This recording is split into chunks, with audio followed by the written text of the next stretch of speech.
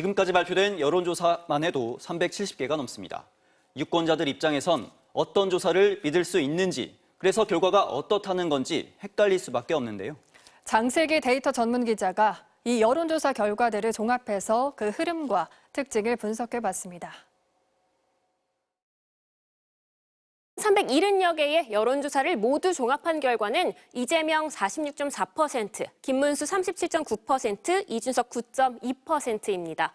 공식 선거운동이 시작된 5월 12일과 비교를 해보면 그 격차는 절반 가까이 줄어들었지만 여전히 그 격차 8.5%포인트입니다. 여론엠이 꼽은 첫 번째 키워드는 샤이 김문수 얼마나입니다. 여론조사는 방식에 따라 그 결과에 조금씩 차이가 있습니다. 기계가 물어보는 ARS 방식에 비해 사람이 직접 물어볼 때는 응답자가 속내를 잘 드러내지 않기 때문인데요. 하지만 투표율이 다가오면 이 차이가 줄어드는 게 보통입니다. 그런데 이번에는 좀 특이합니다. 이재명 후보와 이준석 후보 같은 경우는 전화 면접이나 ARS에서 큰 차이가 없는 반면에 김문수 후보만 ARS에서 5%포인트 가까이 높게 나타납니다. 이 때문에 김문수 후보를 지지하는 이 샤이 보수가 있어서 격차가 줄어들 것이라는 주장도 있는데요. 실제 투표 결과에는 이 숨겨진 표심이 어떻게 반영될지 지켜봐야 할 것 같습니다. 두 번째 키워드는 의외의 접전지입니다.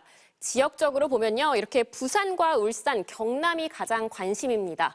지난 대선에서 이 지역은 20%포인트 가까운 차이로 윤석열 후보를 밀어줬었는데요. 그런데 이번에 흐름을 보면 초반에는 이렇게 이재명 후보가 잠시 앞섰고 최근에는 3%포인트 근소한 차이로 김문수 후보가 앞서고 있습니다.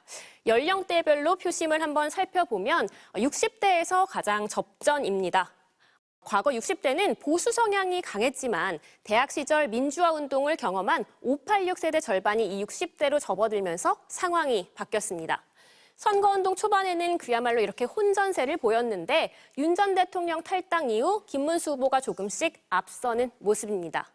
그런데 지금까지 진행된 370번이 넘는 여론조사에서 거의 변하지 않는 것도 하나 있습니다. 바로 이번 대선 성격에 대해서 정권교체라고 응답한 응답인데요. 대부분 60%에 가까웠고 단 한 번도 과반, 50% 아래로 떨어진 적이 없습니다. 모든 여론조사를 종합하는 여론엠은 29일 오후 마지막으로 업데이트됩니다. MBC 뉴스 장슬기입니다.